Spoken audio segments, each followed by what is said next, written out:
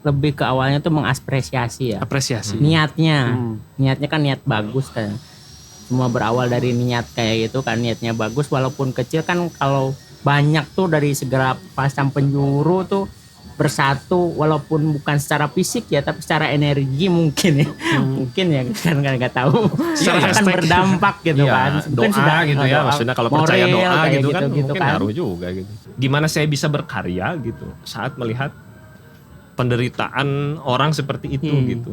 Jadi seolah-olah dia tuh berusaha mencari cara, ini saya sah nggak sih berkarya di saat Orang lain menderita gitu.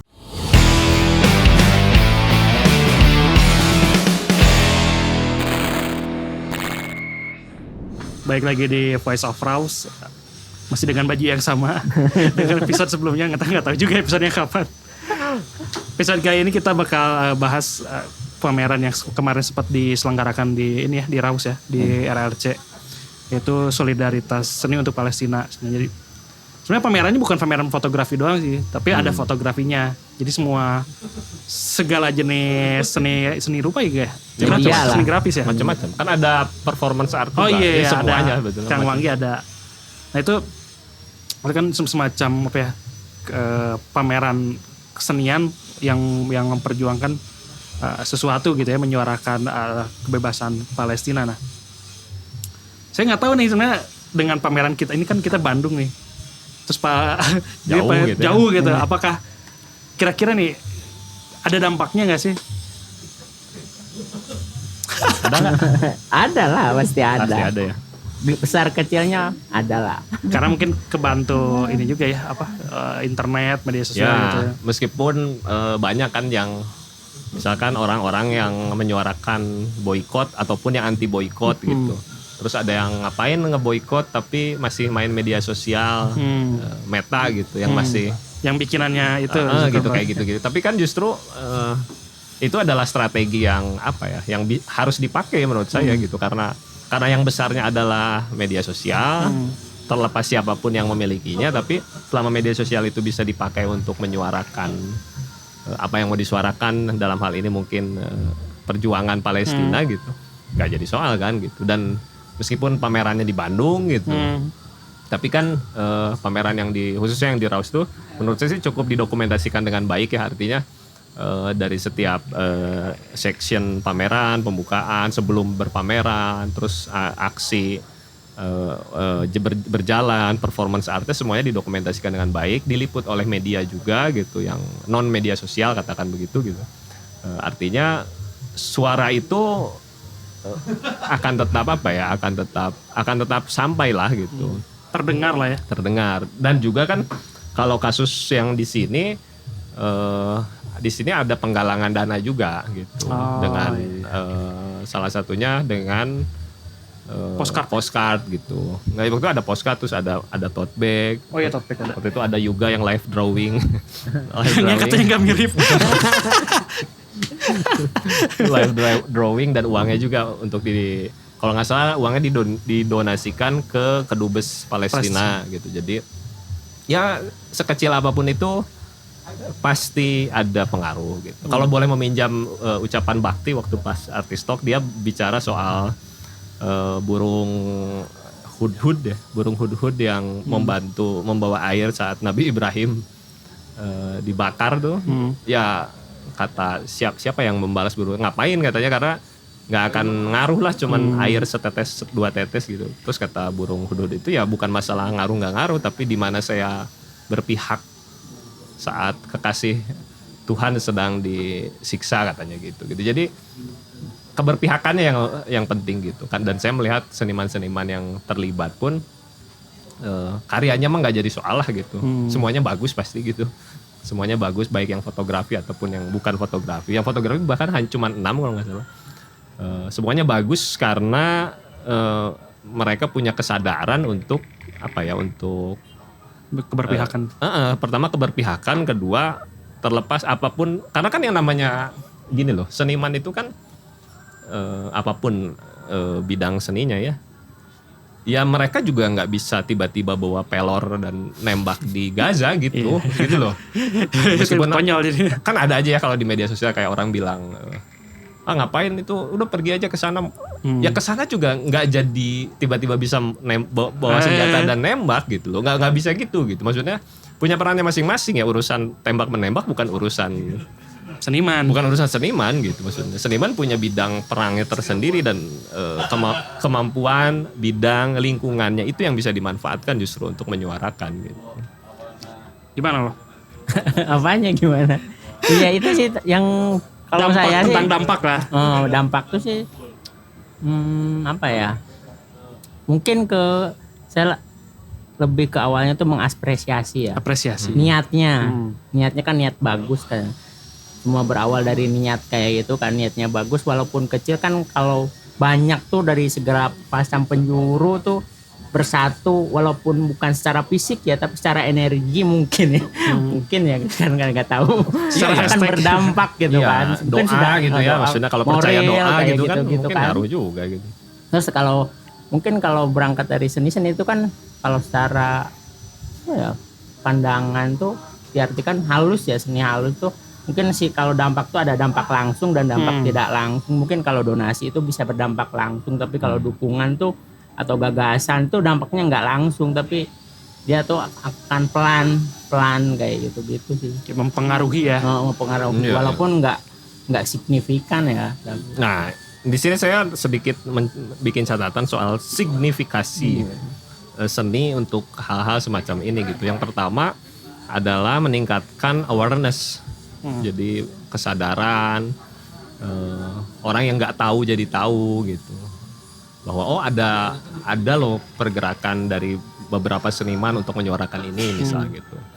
Terus sekaligus mengingatkan kembali bahwa ini tuh belum selesai gitu.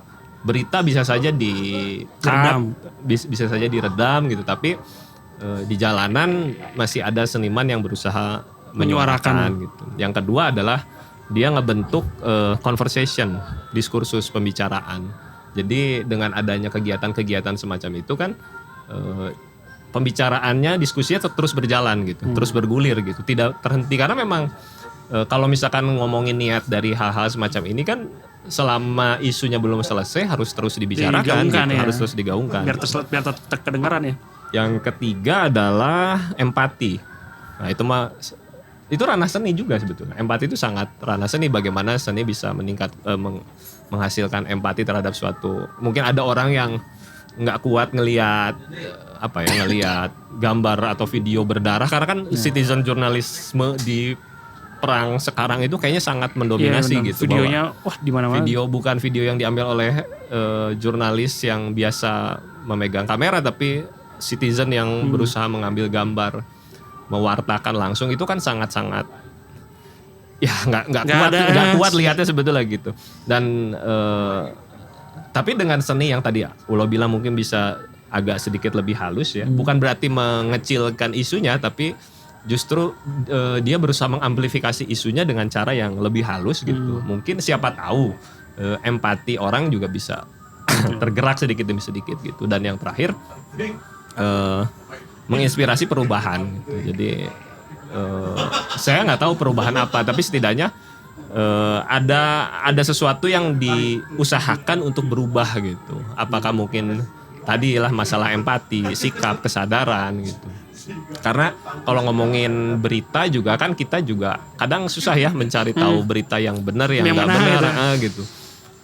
Karena media juga ya perlu kita akui lah, pasti banyak ada yang ditutupi, ada satu hal yang diperbesar, yang satu hal diperkecil gitu.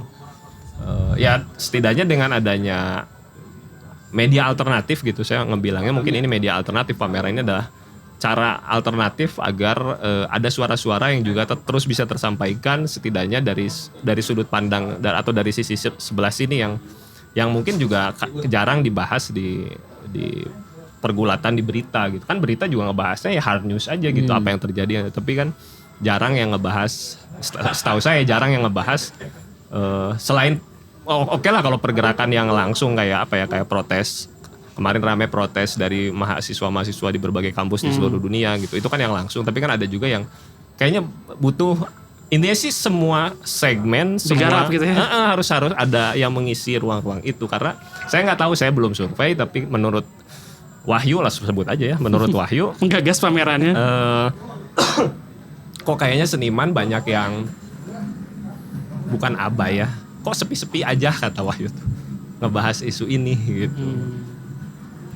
Di fotografi sendiri ada beberapa kejadian. Jadi misalkan kayak aduh saya lupa, tapi di Jerman tuh ada fotografi Biennale kalau nggak salah. Waktu itu salah satu kuratornya adalah Sahidul Alam dari Bangladesh, dan itu sudah direncanakan jauh-jauh hari, sudah tahap kuratorial, ada bikin karya dan segala macam. Sebelum pamerannya berjalan, Sahidul Alamnya di-cut sama si Biennale Jerman tersebut karena di postingan pribadi Sahidul Alam dia menyuarakan Palestina gitu. Nah, artinya itu satu. Terus ada lagi misalkan kayak siapa saya jadi lupa namanya. Seorang fotografer juga, dia cukup sering menyuarakan tentang Palestina. Lalu kontraknya di sebuah kampus, dia mengajar di kampus tersebut, tiba-tiba diputus gitu. Iya, banyak kayak kejadian gitu. Ya, artinya kan, gitu-gitu ya. Jadi kan artinya ada campur tangan, ada ketakutan juga gitu. Kalau orang mau menyuarakan itu tuh takut hidupnya atau karirnya terganggu gitu. Nah, saya nggak tahu apakah seniman bisa jadi terganggu karirnya apa enggak dengan menyuarakan ini gitu ya. Apakah mungkin yang paling gampang yang saya bisa lihat adalah saat seniman tertentu mau mengajukan proposal misal untuk pendanaan karya ke suatu institusi tertentu yang mungkin tidak mendukung Palestina, lalu si institusi tersebut sebelum mau nge-approve si seniman tersebut untuk dana tersebut melihat cek dulu ya, background checking gitu. Background checking bahwa ini mah keras terhadap mendukung Palestina, bisa jadi tidak Nah, itu mungkin hal-hal yang paling mungkin langsung bisa mempengaruhi ya gitu. Cuman nggak tahu kenapa Wahyu bilang seniman kok kayaknya sepi-sepi aja gitu. Ulo ngeliatnya gitu nggak sih? Sepi-sepi aja nggak sih? Atau emang jangan pada ditanya kayak gitu. Ya nggak apa-apa kan, ngobrol aja. Karena saya nggak tahu, maksudnya tuh karena saya nggak tahu, saya nggak bisa ngomong itu sepi dan nggak sepi. Karena dunia itu luas, nggak semua bisa kita tahu. Karena mungkin kita ngomong sepi-sepi aja, padahal mungkin lingkup kita tuh nggak ngejangkau itu. Iya. Kalau di lingkup pulau deh. Lingkup ya kita di sini juga kan sama ya. Di sini marah. Ya tapi kan itu yang tadi itu kan halus ya, seniman halus tuh bisa maksudnya tuh yang kayak tadi dia disasar tuh empatinya kan, terus emosinya, kesadarannya kayak gitu-gitu kan. Kalau yang saya kutip ya, pernah baca bukunya Susan Sontag yang mencoba merasakan penderitaan. Yang dikhawatirkan Susan Sontag tuh ketika yang tadi dibicarakan visual-visual yang kekerasan, bener-bener kekerasan terus diperlihatkan, akhirnya akan menjadi biasa, tidak akan terasakan kekerasan. Jadinya akan jadi flat. Misal kalau ada yang dulu tuh karya siapa tuh yang mengingat untuk melupakan, akhirnya kayak gitu. Jadi ketika kita terus diingatkan, kita akhirnya jadi lupa, bisa berbalik akhirnya tuh. Itu sih yang mungkin yang pernah saya baca tuh.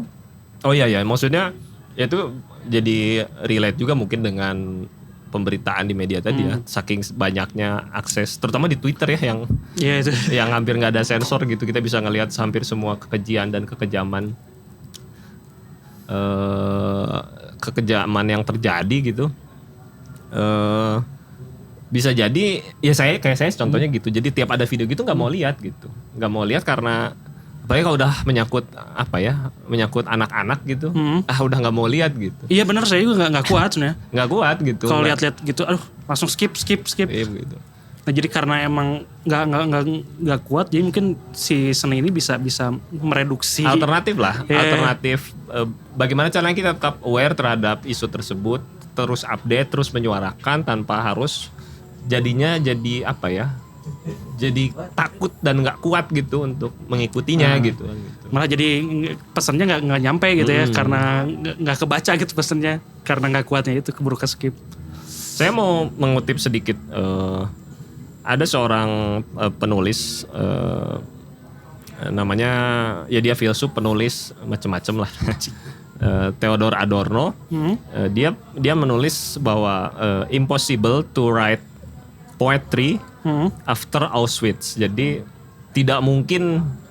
sangat tidak mungkin menulis puisi setelah kejadian Auschwitz.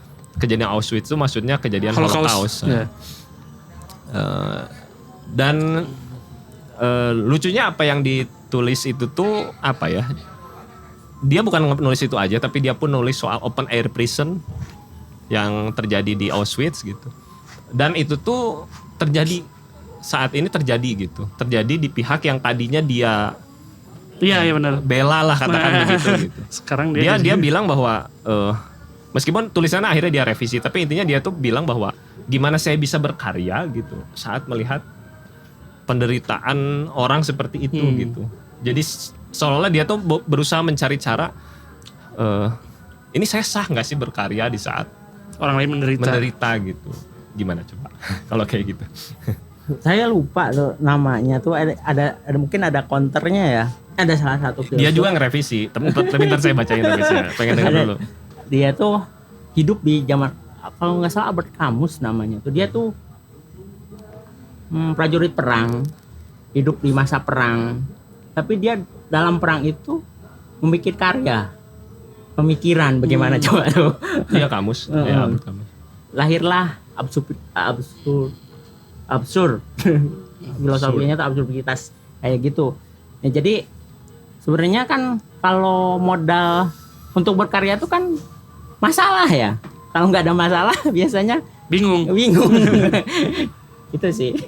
Ya, dan pada akhirnya si Adorno ini juga merevisi perkataan dia. Akhirnya dia bilang bahwa penderitaan seumur hidup memiliki daya juang yang sama dengan mereka yang disiksa dan berteriak katanya. Jadi menurut dia ya orang yang menderita seumur hidupnya disiksa dan berteriak ya perlu diperjuangkan juga, perlu disuarakan juga pada akhirnya gitu. Jadi dan seni bisa jadi alternatif untuk menyuarakan itu sebetulnya gitu. Bukan berarti dengan melihat orang menderita kita jadi nggak bisa melakukan apa-apa, karena seperti tadi di awal bahwa medan perangnya orang berkesenian ya berkarya bukan menembak gitu. Tapi kan kalau kayak karya seni gitu ya, tidak semua orang bisa, mungkin tidak punya kemampuan yang sama untuk menangkap maksud dari karya seni lah ya. Nah, sedangkan karya-karya ini tuh dibuat untuk memperjuangkan sesuatu yang udah jelas nih ngomong ini gitu, nggak multitafsir. Nah itu berarti kayak gimana loh cara apa ya, menyampaikan si maksud itu, sementara si medianya juga mungkin nggak semua orang bisa nangkep gitu. Kalau gitu sih menurut saya sih itu ya. Jadi posisi masing-masing dan kemampuan masing-masing. Jadi kita punya proporsi masing-masing. Jadi kalau saya pakai analogi, ada fisika terapan, ada fisika murni. Mungkin seni itu fisika murni. Dia tuh memikirkan gagasan, melontarkan ini ada masalah ini. Nah nanti ada bagian yang fisika terapan yang mengadopsi itu, oh ini tuh kayak gini pemikiran, terus praktiknya kayak gini, aplikasinya kayak gini, mungkin kayak gitu. Oh iya. Dan ya kalau misalkan mengacu pada pameran kemarin di sini ya, di Solidaritas Seni untuk Palestina di Galeri RWD di Red Raw Center, saya rasa karena variasi karyanya pun cukup variasi karyanya cukup banyak gitu. Ada karya yang langsung bisa ditangkap maknanya, termasuk apa yang misalkan di jalanan ya aksinya itu ya, pantomim, aksi pantomim di jalanan, belum lagi yang terakhir bawa spanduk besar menutup gitu. Itu kan itu mah ya nggak perlu paham seni pun bisa menangkap gitu. Pertama itu, kedua simbolisme yang dipakai pun kan simbolisme yang sudah umum diketahui masyarakat Indonesia, terutama semangka itu gitu ya. Jadi dengan itu strategi gitu, dengan simbolisme yang umum, lalu menggunakan pendekatan seni yang sifatnya lebih apa ya? Tadi apa istilahnya? Fisika terapan. Fisika terapan. Ya, yang lebih terapan gitu, yang lebih praktikal, gitu. praktis lah. Sehingga bisa dengan mudah langsung dibaca gitu. Kayaknya juga itu udah jadi nilai plus lah gitu. Tadi ada sempat bisikan. Ya, bisikan gaib. Bisikan gaib. Jadi salah satu konstelasi seni yaitu Venice Biennale juga sudah menyuarakan boykot ya. Boykot terhadap aksi itu. Apa? Jadi ada pavilion Israel yang ditutup. Jadi pada akhirnya intinya sih tidak usah lah menyuarakan seni atau seniman yang terafiliasi dengan genosida gitu. Yeah. Waktu itu ada Art Not Genocide Alliance yang melakukan itu dan ditutup, pavilion Israelnya ditutup. Artinya kan di konstelasi seni besar dunia, salah satunya di Venice Biennale gitu, itu dilakukan, dibolehkan, diakui gitu. Jadinya masyarakat dunia pun setidaknya setidaknya harusnya ngeh lah gitu bahwa tidak bisa membiarkan, tidak bisa menormalisasi kejadian ini gitu, kayak gitulah gitu. Dan nggak tahu ya kalau di lingkungan yang saya follow di Instagram, fotografer, baik fotografer lokal dan interlokal gitu, di lingkungan saya sih semuanya mendukung Palestina. Cuman kalau saya ada fotografer yang ngomen itu tentara Zionis yang pro itu Zionis. ada jangan berarti bukan di lingkungan saya lah.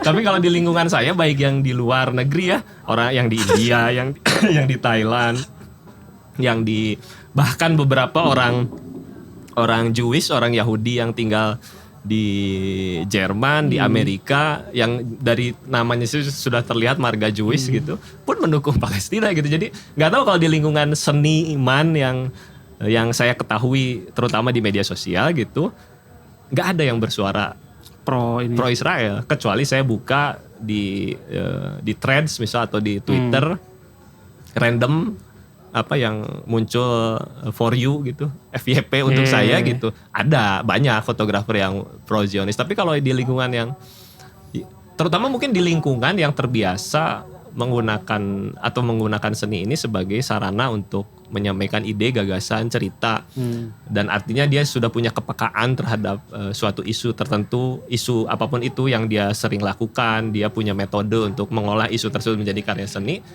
Setidaknya saya rasa kebanyakan dari mereka itu cukup waras untuk berpihak di sisi yang mana gitu. Kalau lo pihak kemana nih? Seri. Nggak, soalnya diem aja. Dia kayaknya nggak peduli deh sih Ulo. Ulo nih kayak pro Israel kayaknya. Ya lo ya? Enggak lah, maksudnya tuh takut di cancel. Kan ngebantuin pameran di sini berarti pro Palestina. Ya kalau pro sih pro kemanusiaan ya. Secara nggak langsung berarti pro yang tertindas lah. Siapa? Tegas dong. Ya Palestina lah. Oke. Benar. Nggak, takutnya lo kayaknya diem aja kayaknya takutnya. Karena menurut saya tuh nggak perlu lugas ya, maksudnya tuh ya, karena saya kapasitasnya cuma di belakang layar lah kemarin ya. Kita di belakang layar lah. Nggak tahu nyumbang. Oh iya, nyumbang banyak di belakang kan nggak tahu. Benar. Kayak kemarin tuh lihat story-nya temen, ini mah out of topic aja tapi kaget juga ngelihat tiba-tiba pada pakai rompi The Besto bagi-bagi makanan di Gaza. Jadi mantep. Ternyata orang-orang Indonesia gitu ya, nggak selalu berhubungan dengan seni pun banyak yang menyuarakan langsung dan tidak langsung gitu. Makanya ya sebagai yang ada di bidang berkesenian ya setidaknya menyuarakan lah gitu. Dan kemarin sudah banyak dilakukan teman-teman di sini gitu. Saya nggak bikin karya tapi setidaknya membantu lah. Membantuin. Karyanya nggak ada soalnya. Iya, masih nggak pernah motot semangka kan. Ntar ada ucingnya. Ini takutnya kerekam. Oke, apa lagi nih? Berarti dampak-dampak seni itu punya porsi sendiri lah ya, untuk menyuarakan itu, nggak perlu pakai peluru dan jihad langsung gitu. Jadi gimana nih, mau sampai kapan berarti ini berlangsung? Apakah sampai sebelum semuanya berakhir Ya, akan terus disuarakan. pamerannya sudah berakhir, tapi kan tentu saja pergerakannya tidak boleh berakhir sebetulnya. Apapun nanti bentuk menyuarakannya gitu, yang jelas sesuai bidang dan kemampuannya masing-masing, terus disuarakan aja sih sebenarnya gitu. Karena balik lagi bahwa kita pun butuh pengetahuan dari sisi yang berbeda, butuh empati dari sisi yang lebih halus gitu, dan media-media alternatif atau pengetahuan alternatif tentang isu ini mesti terus muncul karena kita nggak tahu lagi gitu, harus terutama kalau di media mainstream berita gitu harus percaya sama yang mana gitu kan. Kemarin juga baru lihat yang Al Jazeera di mana ya, ditutup tuh kantor di Israel atau di mana gitu. Jadi yang menyuarakan paling keras soal itu juga dikasih kendala yang sangat berat gitu untuk memberitakan gitu. Gitu. Bungkam. Berarti walaupun pamerannya sudah berakhir, si suaranya tetap ya. Dan kalau masih mau berdonasi masih bisa. Masih bisa, Mas Wahyu. Bisa melalui postcard ya? Beli postcard sama tote bag ya? Nanti akan dibikin artbook pameran yang kemarin, yang berpameran kemarin, dan itu yang akan jadi pameran keliling lah ibaratnya gitu. Jadi bisa terus bergulir gitu. Suaranya bisa terus terdengar lah ya, walaupun pameran di sininya udah beres gitu. Artbook itu berarti kayak semacam katalog gitu ya, apa gimana? Katalog ya gitulah. Kurang lebih lah ya. belum aja dikerjakan. Tapi akan dibuat secepatnya. Oke, teman-teman, sekian untuk episode kali ini. Jangan lupa donasi juga untuk kita di episode agar terus berjalan. Bisa melalui traktir di link yang ada di deskripsi. Sampai jumpa di lain episode. Bye.